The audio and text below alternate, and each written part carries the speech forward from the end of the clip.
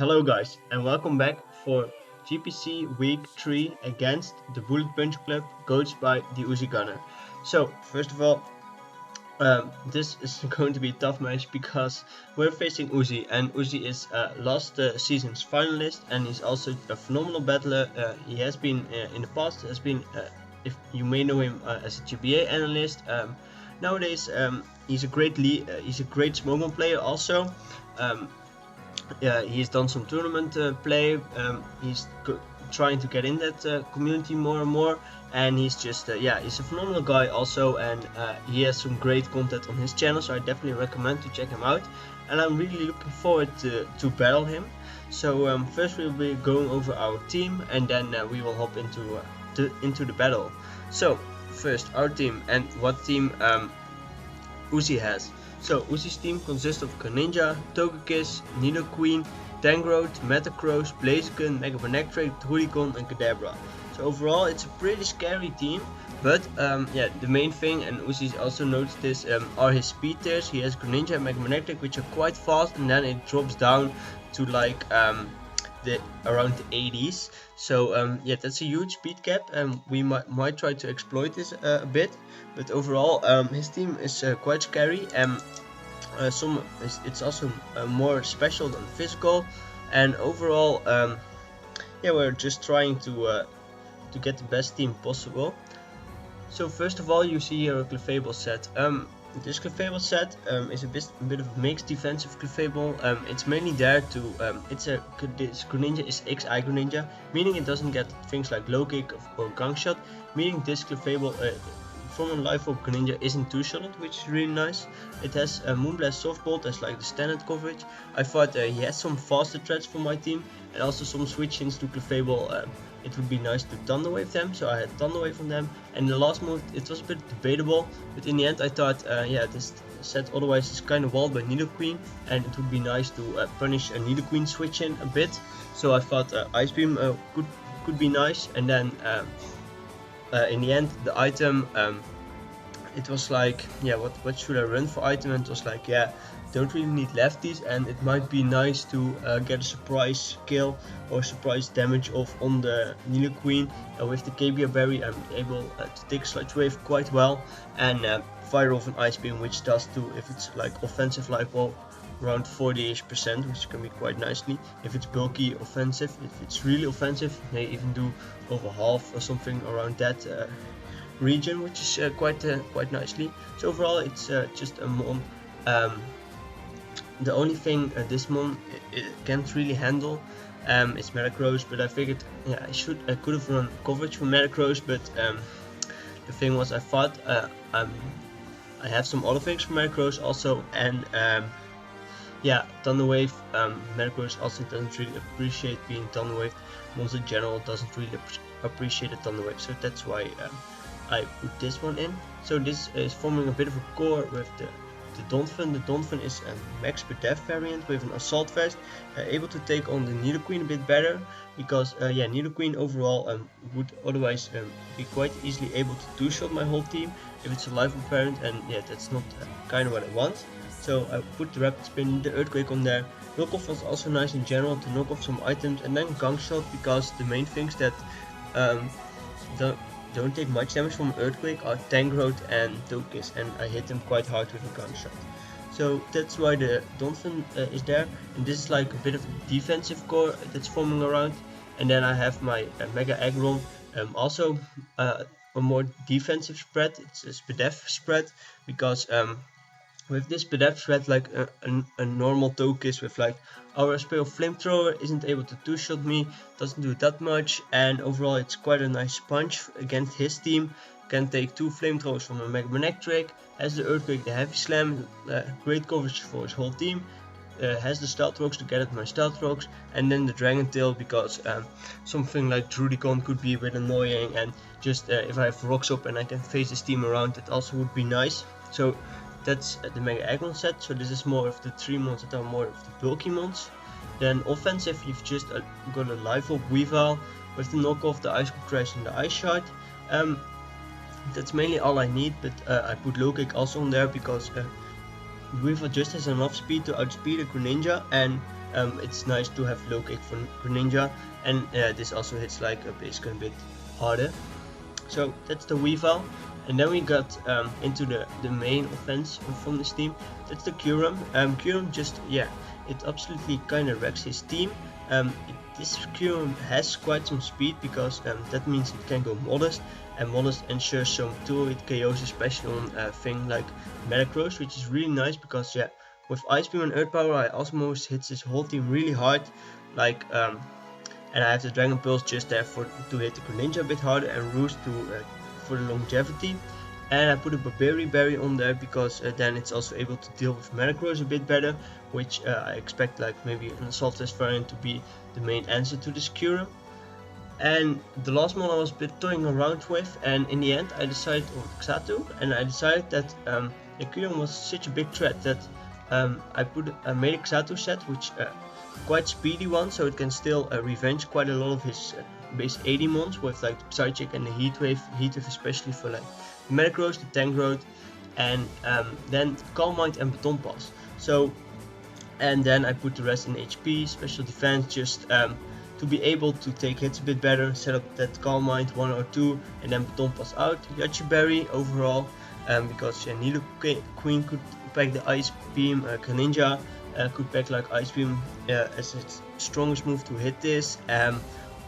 Manek not, but yeah, I thought that was like the best option to go, and I thought Calm Mind, and then if I could Calm Mind 1 or 2, if I could Baton Pass 1 or 2 Calm Minds into Kyurem, I thought yeah, that could definitely be scary, because the main things that outspeed Kyurem are the Greninja and the Mega Manectric, and those are kind of walled if Kyurem has some Calm Minds up, and just in general they are more special than physical, so Kyurem is can quite well deal with it.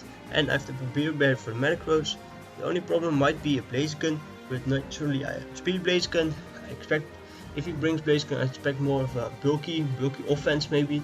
Blaziken just to be able to deal with the Weavile a bit better, because that could otherwise be a big threat for his team. So yeah, that's a bit of the plan, and we have like yeah, a defensive and offensive core. It's quite a balanced team, and we've got this nice plan come up with, and we hope to be able to pull out the win. So the mons that I left on the bench were Alomola. I thought Alomola would be a bit too passive for his team. He could take advantage on Alomola, I thought, with some of his mons. I didn't really like Alomola. Thundurus, I've definitely considered Thundurus, but the Thundurus set I had in mind was kind of walled by 1 or 2 of his mons, and I didn't really like that option. Then I have Flygon, so I thought Flygon didn't really have the matchup. It had the speed, but not the power for his team, and also it could be revenge with Greninja and Mega Manectric. Machoke also didn't have the matchup, and yeah, Tangela also didn't really have the matchup. And then Chandelure could have been nice, but like Togekiss quite easily deals with a Chandelure. It's kind of walled by Chandelure is kind of walled by the Togekiss. Greninja can quite easily revenge it. So such things, so that's why I come up with those 6, and we will just now see how they fare in the battle. So here we are with the battle. You can see Uzi's team. He brought the Blaziken, the Greninja, the Metagross, the Nidoqueen, the Togekiss, and the Magmanectric. Kind of what I expected. I thought maybe Magmanectric doesn't have the best matchup versus my team. I thought maybe like Assault Vest Rudicon could quite well deal with some of my special threats, especially like Thundurus and Chandelure also to an extent. But yeah, he didn't bring it, and we will just see how the battle will go. So I thought he might well try to expect. You will just see. I lead with my Clefable. I thought Clefable would be like the most safe lead, because he could lead like with the Greninja, try to get some momentum up early on or something, or Magmanectric, and Clefable can quite well deal with hits from those mons. But he leads with Blaziken, and I'm thinking, okay, yeah, I don't know what kind of Blaziken this is, but Flare Blitz just really hurts my Clefable. But if I could get a T-Wave from this Blaziken, that also would be really nice. So I just thought, okay, it's the first turn, let's get a safe Thunder Wave on. It hits his whole team except the Manectric, but I wall the Manectric and the Nidoqueen, and I don't know if he wants to go hard into Nidoqueen but this early. But he Baton passes out, going out into Needle Queen, revealing to me, okay, he has Baton Pass, he might be an offensive variant, he might well be a Scarf variant, and that would be really bad for me, because my plan with Exalted to the Curum looks like with his team could definitely work, but if it's a Scarf Blaziken, and I'm kind of getting the assumption it is, then the plan kind of goes ruined, because Scarf Blaziken can quite easily revenge and just one-shot the Curum, which would be a problem, because then the plan is kind of falls into the water. So that's a bit unfortunate, so we have to try to play out the game. Otherwise, still Curum Weavile big threats to his team, especially if it's a Scarf Blaziken, because then he doesn't really have the best switch-ins to Weavile, because Scarf Blaziken, you don't want your Scarf knocked off, so it's not the best Weavile switch-in. So we try to get Curum and Weavile in as best as possible, but he goes out with the Needle Queen here. I'm thinking, okay, I have an AV Donphan that can take 2 Ice Beams even, so I just make the safe switch into Donphan. So he just sludge waves me. I thought, okay, almost his whole team except Tokus is grounded. Let me just fire off an Earthquake here. He might even stay in, because I don't one-shot him with an Earthquake. But he just goes out into Tokus on this Earthquake, and here I'm thinking, okay, yeah, what could I switch into this Tokus? And I thought, yeah, there's not really much that wants to take some Air Slash like the Fable, but Fable doesn't do much back besides T-Wave and then Ice Beam. I thought, okay, that's not that bad, that's not that great. So I thought, okay, let me just Gunk Shot, and it might well be a 2-shot if it's not a defensive Tokus. But he ends up to be a defensive Tokus, so he takes his Gunk Shot quite well, and he sets up a nasty plot. So this is a bit annoying for my team, because yeah, I'm kind of going to sack my Donphan here for this Tokus, because it's looking to be a bit of a threat for my team, and also I can't really switch something into a +2 Air Slash that easily. So yeah, he reveals to have Air Slash, and yeah, he goes for the flinches now. I'm thinking, okay, I can always revenge this Tokus, but what I don't want is that this is a Yacht Tokus, and it can in that way maybe take an Ice Beam or an Ice Cold Crash from this range. So I definitely want to go for knockoff instead of Gunk Shot, because Gunk Shot can also miss, because it only has 80% accuracy. So I tried to get off a knockoff. I don't get it on the first try. I luckily get it on my second try, because otherwise I might have needed to sack another one to this. He tries to roost up, but I just Gunk Shots. It's a roll. And it's a roll, but you can see it now it did over 50%, but I get the poison, so he isn't able to try to recover up on me, trying that I miss or stall out my Gunk Shots, and he just reveals his last move.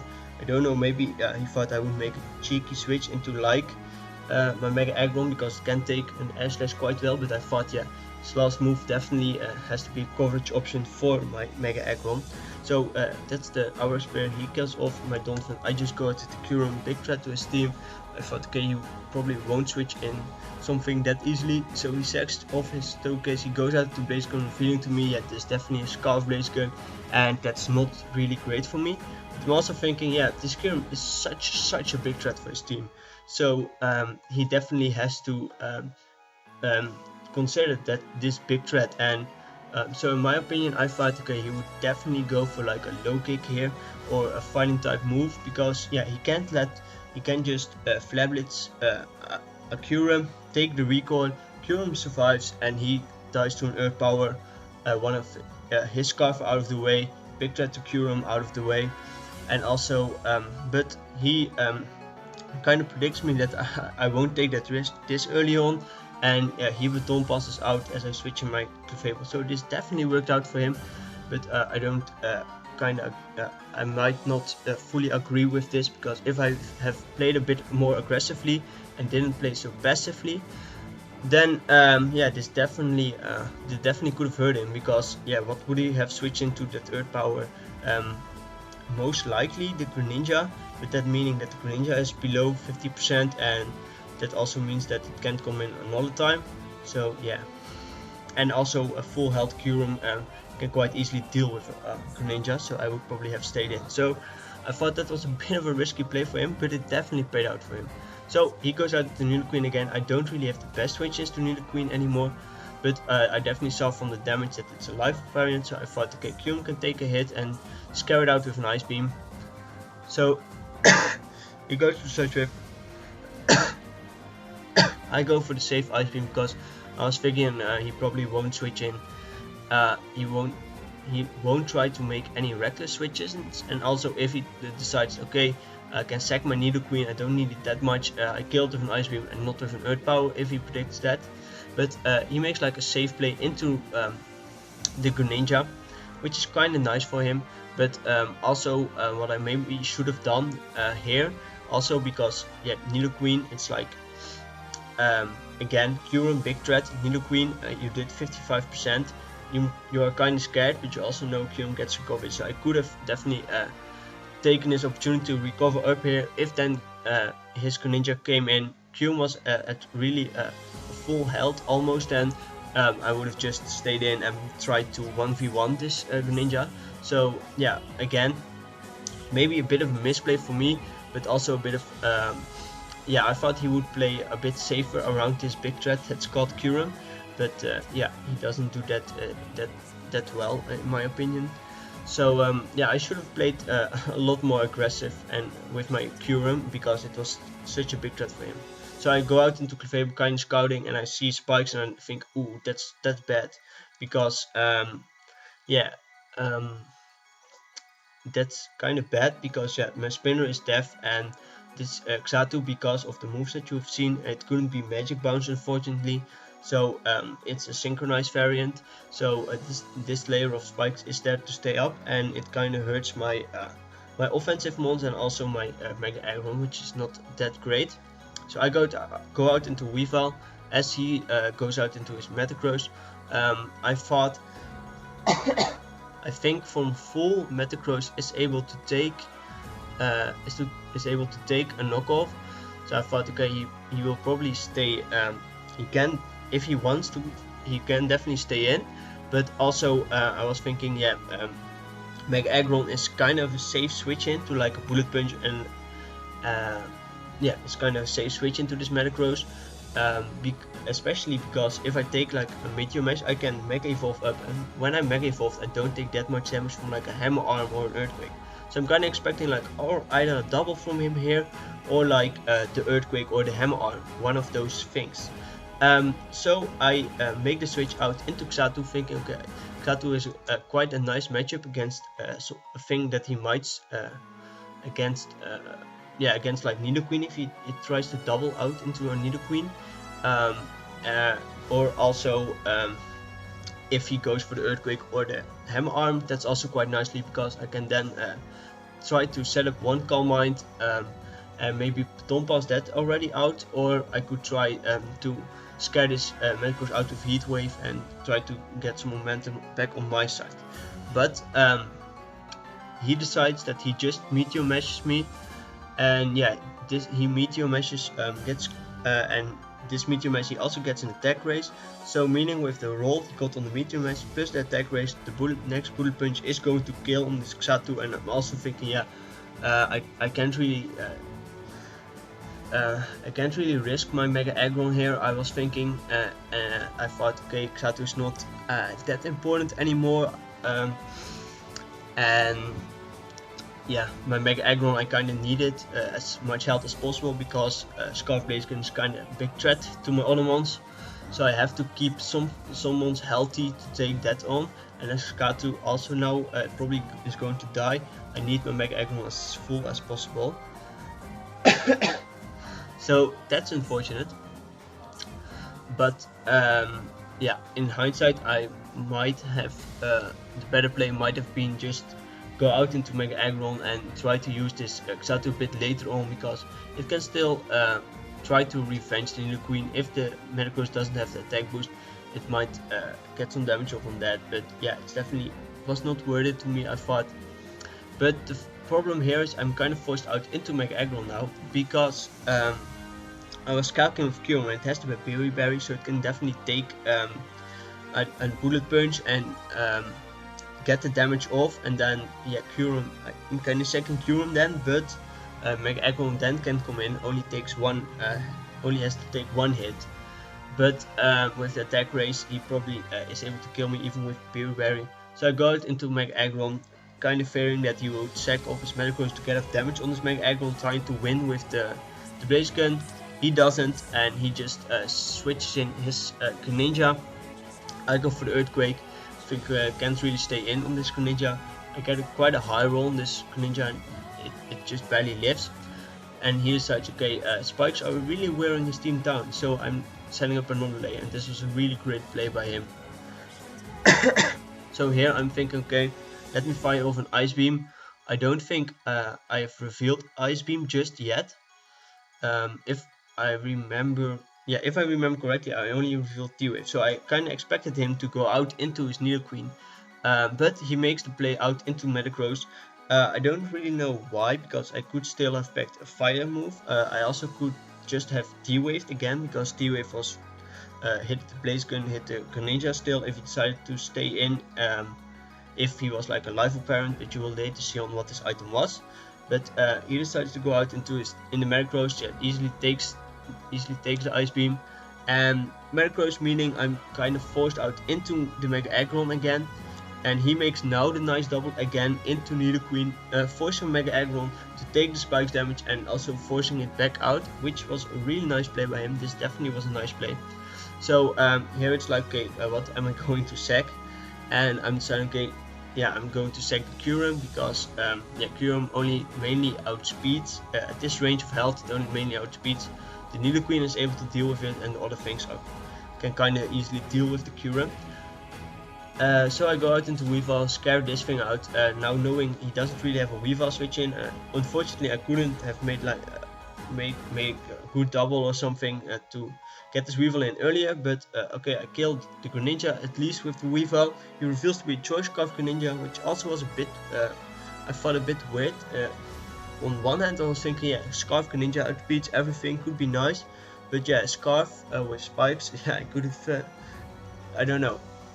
But it definitely worked out for him, and especially the spikes were the most necessary thing the Greninja needed to do. So he goes out into his Scarf Blaziken again, and due to the spikes damage, Mega Aggron is also not able to take 2 hits anymore. So it's again, yeah, we're going to sack him on here. And I thought, yeah, Weavile gets picked off by Bullet Punch, Manectric if it Mega Evolves outspeed, and also gets Intimidate drop, Blaziken outspeed, so let's just sack off the Weavile. I'm also thinking here, there's I'm probably going to lose this game, but I'm just playing for differential, because yeah, his offensive threat just break those 2 walls eventually, especially if the spikes up. So I can definitely scare the Blaziken out again, go for the Earthquake, hits everything. Is a 2-shot on the Nidoqueen, but Earth Power kills me, so I thought, okay, let me just go out to the Clefable. Earth Power in Sludge Wave is the kill due to my Capia Berry. So I thought, okay, he doesn't know I'm Capia Berry. He thinks, okay, I might sack my Clefable, so I try to kill the Nidoqueen with an Ice Beam.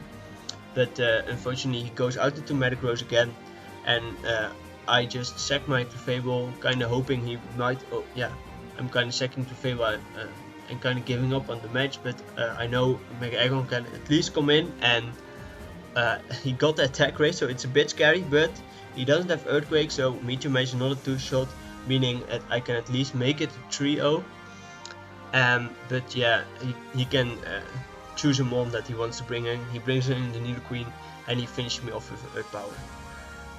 So definitely a good game by TheUzigunner, and he definitely out-prepped me with the way he prepped. He just made a really offensive team and just tried to pressure my more balanced style of team. The spikes also really helped him, and I think yeah, he did a great job. And for me, I think this was quite a nice learning experience. I think I learned from this that I thought this match I didn't really need to bring a Scarfer, but in the end a Scarfer could have been definitely nice for him, because I could try to weaken the team a bit and then clean up with the Scarfer. Also, if I had a Scarfer, I could like outspeed the Scarf Blaziken and such things like that, because now it was more, okay, I need to keep mons healthy for that Scarf Blaziken that's always in the back.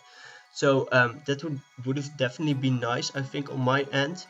And also especially in the beginning with the Curum, I should have played a lot more aggressive with the Curum, because it put on so much pressure. But I thought he would just play around it just a whole lot safer. I think in the end, if I played in the beginning a whole lot aggressively with the Curum, it could have maybe get like 2-3 kills at the beginning of the game, and yeah, just a huge momentum swing in my to my end if I'm watching his back. But unfortunately, it didn't pay out this week. We're still 2-1. We're still there. We have a +4 differential, which is also am I saying this right? Yeah, I think we have a +4 differential, so that's also quite nice.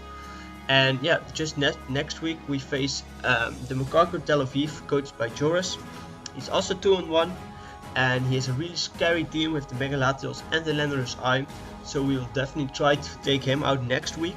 And yeah, I hope to see you guys also next week again for the next match. This was it for this week. Definitely check out TheUzigunner, because he makes some amazing content. Besides, he does showdown laddering. He's a great showdown smoke on player. He does the draft league content on GPC, and also has a series called Danganronpa. And if you love anime, if you love visual novels, you will love that series. So that's it for me, guys, and I will see you next time. And also, there's one thing I kind of forgot to say, and that is if you just checked out my channel, because you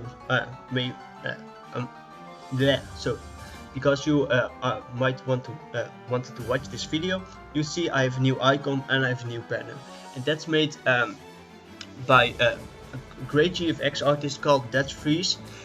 And he makes some really great art, in my opinion. If you check out my icon, my banner, he definitely did a great job with it. And he's trying to reach out and search for more people that overall a more larger fan base he's trying to create. So if you want some art, like you may want a rebrand of your channel, you may want a new team logo, you may want a layout for like your series, just hit him up through me if you want. I can give you his Discord name and such, and he just does a phenomenal job, and he just is trying to look out for more people that he can work with, and try to get more known into the community. And then yeah, because now he's just beginning, and he's just a great guy. So that's all for now, guys. So yeah, bye.